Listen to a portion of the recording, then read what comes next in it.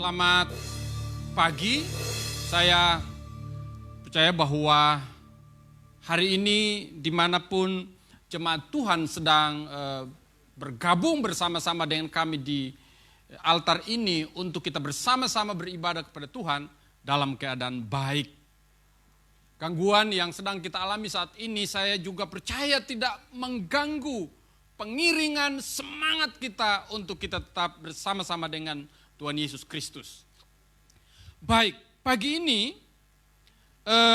saya tahu kita sedang belajar untuk membiasakan diri ketika nanti mungkin satu ketika ibadah-ibadah kita tidak seperti 3 bulan sebelumnya lagi. Ada banyak sekali yang mungkin nanti kita harus membiasakan diri menerima seperti apa yang disebut sekarang sebagai kenormalan baru.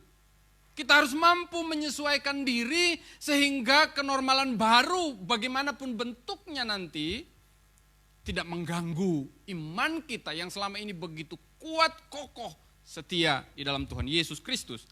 Firman Tuhan sesuai dengan tema yang mungkin sudah dipublish oleh gereja menjadi pedoman bagi kita semua. Hari ini kita sedang mendapatkan menu, istilah Pak Gembala di tempat ini, menu rohani yang bagaimana. Oleh karena itu saya kembali mengingatkan tema kita adalah merayakan kehidupan. Memang istilah ini sangat umum sekali karena ini menjadi istilah yang sudah sangat kita kenal di dunia kita. Keluaran pasal 5 ayat 1 saya mengajak kita semua untuk bersama-sama baca. Boleh buka Alkitab, boleh lihat dengan fasilitas apapun yang kita punya supaya kita bersama-sama memperhatikan dengan seksama. Karena ayat ini ayat ini sesungguhnya adalah isi hati Tuhan tentang umatnya. Adalah isi hati Tuhan tentang kita semua. Keluaran pasal 5 ayat 1 demikian firman Tuhan. Kita akan baca 2 ayat, pasal 5 ayat 1 dan nanti kita juga akan membaca pasal 8 ayat 25. Kemudian Musa dan Harun pergi menghadap Firaun lalu berkata kepadanya. Perhatikan, beginilah firman Tuhan Allah Israel. Biarkanlah umatku pergi. Perhatikan yang selanjutnya. Untuk mengadakan perayaan bagiku, kata Tuhan. Di mana? Di padang gurun. Sementara kita perhatikan selanjutnya apa yang dikatakan oleh Musa dan Harun kepada Firaun. Ya, mereka sampaikan secara langsung apa yang Tuhan bicarakan kepada mereka untuk disampaikan. Maka apa jawab Firaun? Kita perhatikan pasal 8 ayatnya yang ke-25. Demikian firman Tuhan. Lalu Firaun memanggil Musa dan Harun serta berkata. Jadi setelah Musa dan Harun menyampaikan isi hati Tuhan kepada Firaun agar umatnya dibiarkan sebentar untuk keluar ke padang gurun untuk mengadakan perayaan, Firaun bilang begini. Lalu Firaun memanggil Musa dan Harun serta berkata, pergilah, persembahkanlah korban kepada Allahmu di negeri ini. 2 hal yang berbeda kita perhatikan dari 2 ayat yang berbeda. Pasal 5 ayat 1, pasal 8 ayat 25. Tuhan menginginkan Israel mengadakan perayaan di padang gurun. Firaun menerima. Oke, boleh perayaan, tapi bukan di padang gurun. Di negeri ini. Bukan di padang gurun, tapi di Mesir. Hari ini tema seperti yang sudah saya sampaikan tadi adalah bagaimana merayakan kehidupan. Jemaat yang saya kasih dalam Tuhan Yesus Kristus, pandemi COVID-19 yang sudah umum kita dengar ini yang mulai tanggal 11 Maret yang lalu, itu disebut sebagai pandemi. Artinya bahwa wabah ini bukan sekedar wabah lokal atau epidemi, tetapi sudah menjadi pandemi global. Dalam catatan Wikipedia mengatakan bahwa sampai hari ini sekitar 6,8 juta masyarakat dunia terpapar. 362.000 meninggal dunia. Sementara yang pulih 2,78 juta umat manusia. Sisanya masih sedang bergumul untuk recovery. Jemaat yang saya kasih dalam Tuhan Yesus Kristus, kalau kita memperhatikan, dengan mudah kita melihat di media sosial, di mana-mana, di media tulis, bahkan secara rinci. Saya rajin membaca salah satu harian terkemuka di negeri ini, mencatat dengan seksama, menganalisa, bahkan memprediksi apa yang akan terjadi, baik lewat live streaming, gereja-gereja, hamba-hamba Tuhan, teolog-teolog, memprediksi apa yang akan terjadi. Tapi paling tidak hari ini kita memperhatikan bahwa pandemi ini tiba-tiba seperti sekonyong-konyong mengganggu sebuah pesta. Bagaimana umat manusia dengan pencapaian yang begitu luar biasa tiba-tiba harus berhenti. Perayaan-perayaan yang sudah dirancang, ya pesta-pesta yang sudah dipikirkan untuk dilaksanakan, pertemuan-pertemuan raya, tiba-tiba itu dihentikan oleh pandemi ini. Gereja Tuhan yang dibiasakan dengan lighting, dengan pesta, dengan panggung yang begitu semarak, tiba-tiba berhenti. Tidak ada lagi. Gemuruh umat anak-anak Tuhan, gereja Tuhan, di gereja, di mega church, di kota-kota besar, tiba-tiba berhenti sebentar. Sampai hari ini tidak ada lagi itu. Saudara-saudara, memang kehidupan manusia itu kalau kita perhatikan, manusia modern khususnya, itu memang diisi dengan apa yang disebut perayaan-perayaan. Contoh saja kehidupan itu sendiri dapat kita katakan lahir, menikah, dan mengakhiri hidupnya. Atau lahir, menikah, dan meninggal. Itu biasa dirayakan. Dalam bahasa rohani kita mensyukuri. Orang bersyukur, orang mengadakan pesta dengan luar biasa. Ulang tahun gereja yang dirayakan dengan biaya yang begitu mahal. Perayaan-perayaan gerejawi yang memakan biaya yang miliaran rupiah. Saya nggak tahu apakah itu kita masih bisa lakukan lagi. Tapi firman Tuhan seringkali mengingatkan kita ketika perayaan-perayaan yang begitu luar biasa dilaksanakan di dalam gereja Tuhan ataupun di luar, ya. Kita perhatikan perayaan itu, bukan 1-2 kali saya membaca bahwa perayaan itu, apakah itu Tuhan mau seperti itu atau tidak. Perjanjian lama diisi dengan perayaan-perayaan yang begitu rupa. Kalau kita bicara tentang bangsa Israel, hampir tiap hari ada perayaan. Hampir tiap pekan ada perayaan dan seterusnya dan seterusnya. Tapi satu ketika Tuhan mengatakan, saya tidak suka perayaan itu. Yesaya 1 ayat 14, Amos 5 ayat 21, di sana dicatat bahwa Tuhan sepertinya tidak suka, bahkan menggunakan istilah benci terhadap perayaan itu. Kita perhatikan, di dalam Hosea juga mencatat di sana bahwa Tuhan, aku akan menghentikan perayaanmu.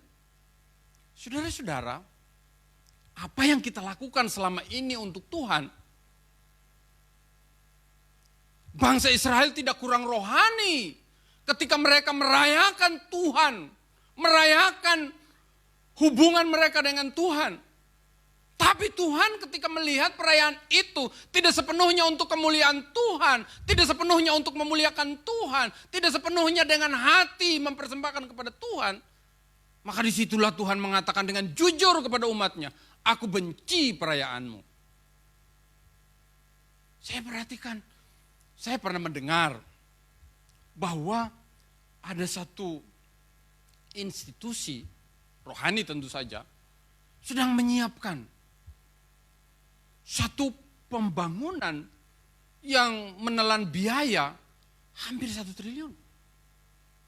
Saya nggak tahu apakah itu terwujud hari ini. Apakah betul kita sudah tanya kepada Tuhan, ini apakah kehendak Tuhan atau mungkin niat pribadi manusia di tengah-tengah keadaan manusia di mana dia berlomba untuk mencapai sesuatu yang lebih lagi daripada yang lain. Saya nggak tahu. Hari ini harus berhenti. Mungkin kalau kita bersyukur karena gereja Tuhan hari ini kita tinggal punya Alkitab. Dan Alkitab ini sudah dikanonkan oleh gereja.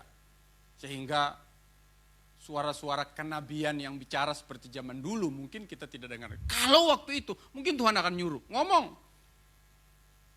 Kalau memang itu tidak murni untuk Tuhan, mereka akan bicara perayaan itu untuk Tuhan, akan bicara. Apakah itu kehendak Tuhan atau maunya kita? Atau keinginan kita? Saudara yang saya kasih dalam Tuhan Yesus Kristus, pandemi tahun 1900-an, memang itu belum menjadi pandemi karena itu hanya flu Spanyol yang pernah ke beberapa negara tertentu di barat sana. Saya beberapa waktu yang lalu mendengar perkataan seorang teolog besar di Indonesia yang sampai ini masih ada, Pak Yoas. Justru flu Spanyol diduga menjadi awal reformasi. Ceritanya ketika pada waktu itu saudara-saudara, Eropa hampir setengah penduduknya meninggal oleh karena endemi ini. Karena meninggal dengan demikian maka sebagian besar, bukan endemi tapi waktu itu kalau nggak salah sudah menjadi pandemi, Black Death namanya itu ya. Semua meninggal, karena meninggal maka ada imam-imam yang tidak betul-betul memahami teologi, memahami pelayanan, bergabung untuk kebutuhan pelayanan. Sehingga apa yang terjadi saudara-saudara, maka pelayanan gereja menjadi tidak maksimal. Ketidakmaksimalan pelayanan itulah yang melahirkan reformasi. Saudara-saudara, pandemi kita alami hari ini yang menurut apa yang saya sampaikan tadi, menghentikan sebuah pesta kita, menghentikan perayaan kita, ya. Kita perhatikan.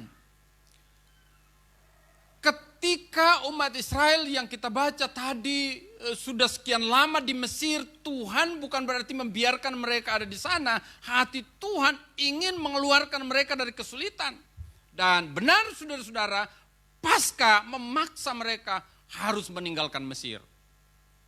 Mereka harus keluar sesuai dengan perkataan Tuhan, perkataan Musa kepada bangsa Israel. Biarkanlah kamu pergi untuk beribadah kepada Tuhan.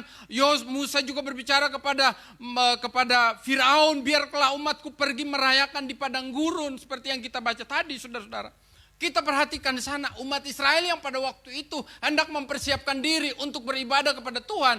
Ibadah yang bagaimana mungkin mereka belum begitu memahaminya. Mereka melakukan persiapan demi persiapan. Dan ternyata saudara-saudara seperti yang kita sudah tahu semua. Bangsa Israel bukan 1-2 hari. Bukanlah 40 hari seperti yang dialami Tuhan Yesus di padang gurun.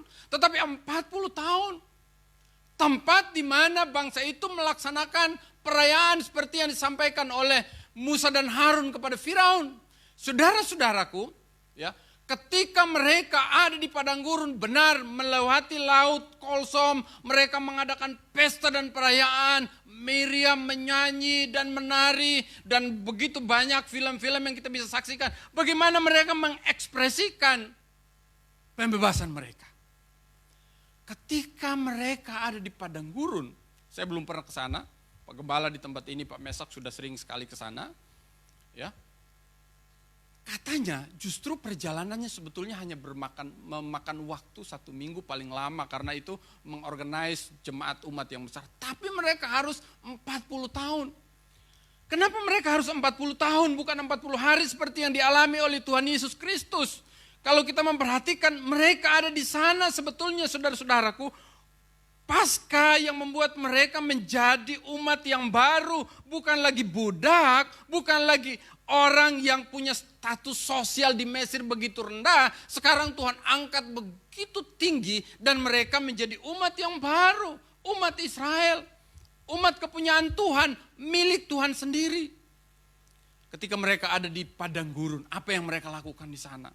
Tidak jarang kita membaca Alkitab bahwa sekalipun di padang gurun dengan tujuan Tuhan untuk mematikan hal-hal spirit-spirit Mesir yang tentu saja itu tidak memuliakan Tuhan. Justru apa yang mereka lakukan? Firman Tuhan berkata, ketika mereka ada di padang gurun, mereka masih memikirkan Mesir. Di padang gurun itu mereka mengadakan perayaan demi perayaan, bahkan Saudara-saudaraku, diajar bagaimana mereka menyembah Tuhan, beribadah kepada Tuhan dengan peraturan-peraturan yang Tuhan berikan kepada mereka sebagai umat yang baru, sebagai ciptaan baru. Mereka tidak maknai. Oke, mereka bisa beribadah kepada Tuhan. Mereka boleh memanggil nama Tuhan. Mereka boleh mengatakan, Engkau Allah kami. Ketika Tuhan mengatakan, kamu adalah umatku, kamu adalah anak-anakku. Mungkin pernyataan-pernyataan demikian mereka seringkali ungkapkan. Tapi hati mereka sedang ada di padang gurun. Mereka ada di tempat kesulitan. Pikiran mereka justru apa yang nikmat di Mesir.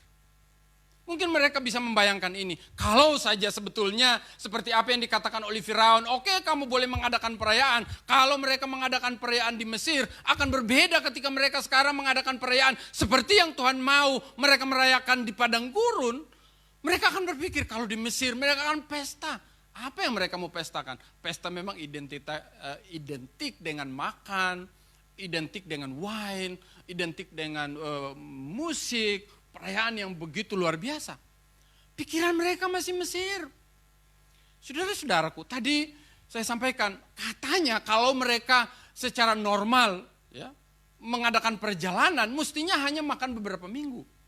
Saya percaya saudara-saudaraku, kalau saja mereka mengadakan perayaan seperti yang Tuhan mau, saya percaya mereka tidak 40 tahun ada di padang gurun.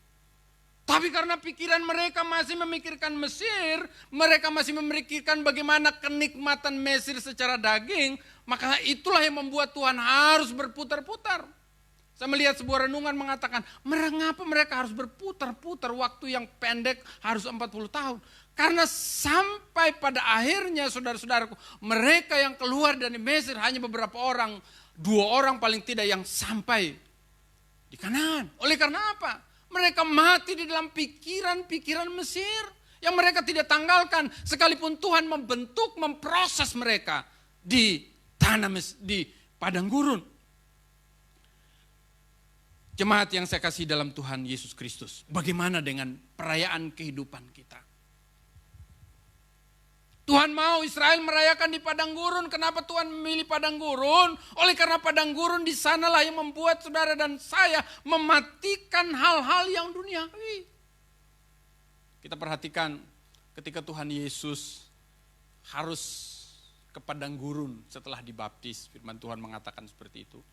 Di Sungai Yordan dia ke padang gurun, dia ada di sana. Saya mencatat paling tidak Tuhan Yesus mendapat tantangan yang pertama itu makan.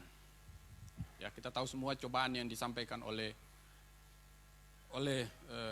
iblis kepada Tuhan Yesus adalah kalau dia tahu Tuhan Yesus lapar, secara manusia bisa mengalami itu. Saya 1 hari tidak makan bisa lapar, saudara. Karena ini memang kita di pastori ini ya hampir kerjaan kita itu eat, pray, and sleeping. Ya, itu aja. Ya, makan, doa, ngobrol, tidur. Ya, saudara-saudara, bangsa Israel yang waktu itu sedang mengadakan satu perayaan, ya, bukan perayaan, mereka yang ada di padang gurun, ya, kehidupan yang mereka rayakan, ya, di padang gurun, ya, kalau di Mesir seperti apa, kalau di padang gurun seperti apa, ya. Kita perhatikan bahwa Israel yang tertekan secara manusia di Mesir, Tuhan mengeluarkan mereka ada di padang gurun, ya. Mereka Firaun yang tadi saya sampaikan, Firaun yang mau mereka ada di sana dan mereka sedang ada di padang gurun. Bangsa Israel yang ada di padang gurun hari ini, mereka tidak bisa melakukan perayaan-perayaan kehidupan seperti itu lagi. Ya, mereka tidak melakukan pesta. Saudara-saudara yang saya kasih dalam Tuhan Yesus Kristus, pasca membuat Israel keluar dari Mesir seperti yang saya sampaikan, apa yang kita lakukan hari ini? Kita menjadi ciptaan baru di dalam Tuhan Yesus Kristus. Tuhan Yesus Kristus yang pernah merasakan bagaimana padang gurun yang diuji dengan 3 ujian, makan, terus setan bilang begini, kalau engkau mampu engkau Jatuhkan dirimu dari bumbungan bait Allah. Itu berbicara mungkin kalau kita sederhanakan katakanlah tentang sakit. Kan kalau jatuh pasti sakit. Betul ya Pak Mesak ya? Ya, jatuh pasti sakit. Kalau jatuh cinta memang bunga yang meluap ya. Nah, yang ketiga cobaannya adalah kekuasaan. Saya pernah membaca, saya memang suka baca triloginya Harari. Manusia dalam pencapaian akhir ini adalah dia mencapai 3 hal. Manusia pada awalnya akan kesulitan dengan makanan.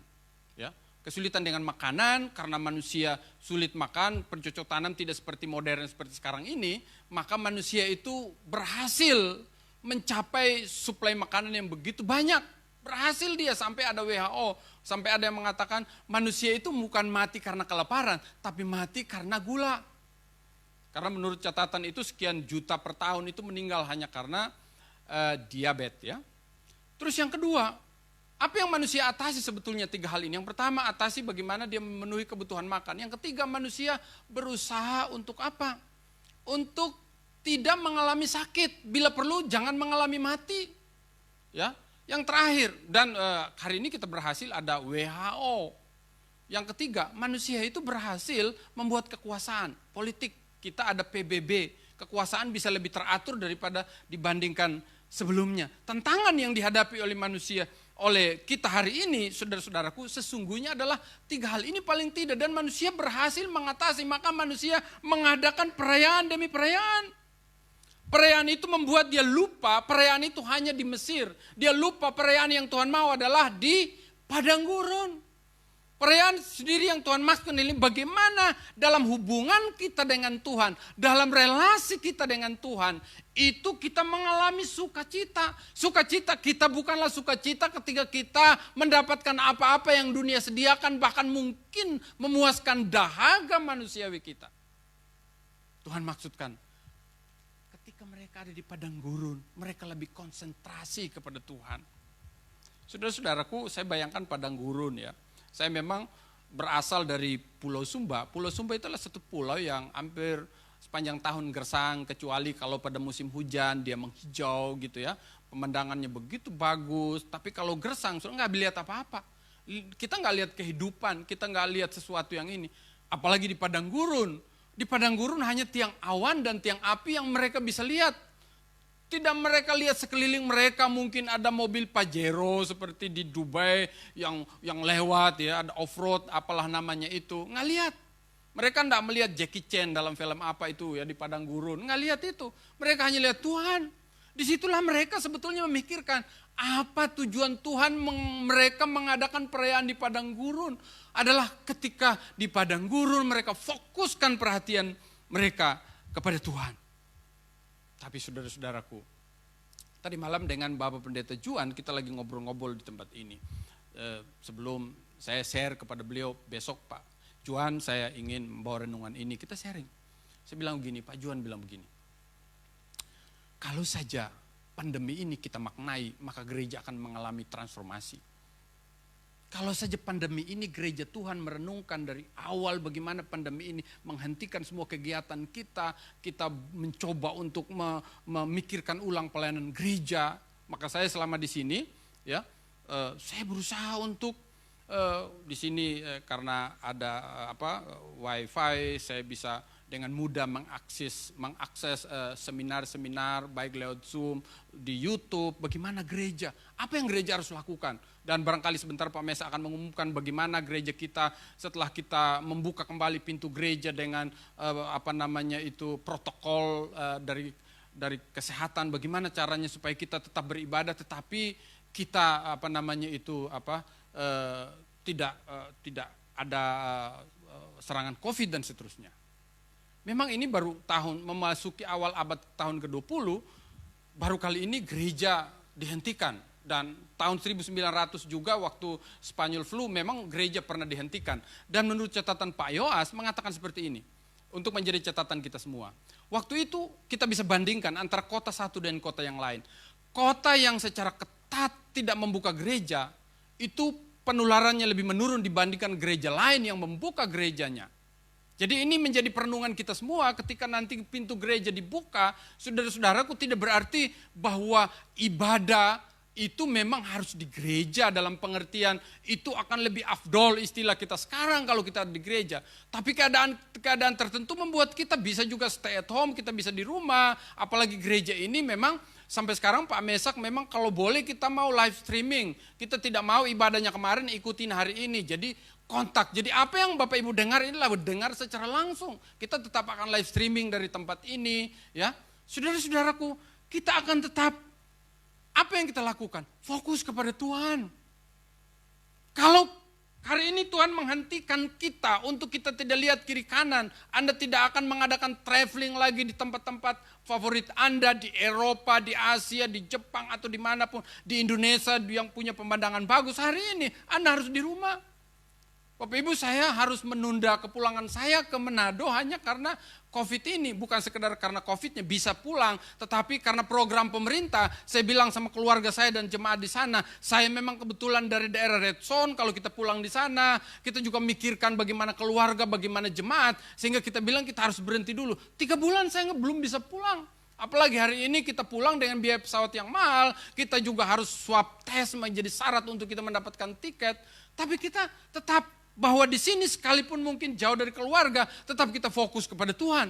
Dimanapun kita bisa bertemu Tuhan, pesta tidak harus hingar-bingar seperti yang kita lakukan selama ini. Kita bisa menari di gereja, kita bisa melakukan apa. Saya percaya di new normal baru kita nanti.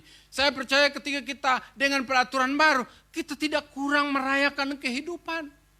Bapak Ibu, kehidupan menjadi berarti tidak sekedar ketika kita bisa pesta, ketika kita senang-senang, kita berada di satu tempat. Saya bilang sama Pak Juan tadi malam, Pak, sekarang ini sebetulnya jemaat kita ini rindu untuk ke gereja atau rindu mall? Ya, 2 hal. Kalau Anda masih rindukan mall, masih rindukan Starbucks, masih rindukan kafe favorit Anda, restoran favorit, berarti tidak berbeda dengan bangsa Israel yang masih menginginkan bawang, daging di kuali yang ada di Mesir. Dan akibatnya apa? Saya curiga, saya bilang sama Pak Juan tadi malam, Pak, kalau masih mikirkan pesta dulu, mikirkan model dulu, mikirkan Mesir, jangan-jangan pandemi ini akan menjadi, mestinya Tuhan mau hanya 4 bulan, jadi 4 tahun misalnya. Tapi kita tidak mau seperti itu ya. Sepakat kita hanya 4 bulan saja, kalau bila perlu bertambah 1 bulan. Ya. Kita mau kita merayakan kehidupan di tengah pandemi ini sama seperti bangsa Israel merayakan sana, tapi dengan spirit fokus kepada Tuhan. Amin. Tidak spirit Mesir. Hari ini ketika Anda sedang beribadah, jangan pikir kapan mall buka. Jangan pikir kapan pesawat bisa ada penerbangan supaya saya bisa pergi ke Santorini. Atau kemanapun tempat wisata-wisata favorit saudara. Karena memang saya lihat ya kebetulan saya ikutin Pastor in Style ya.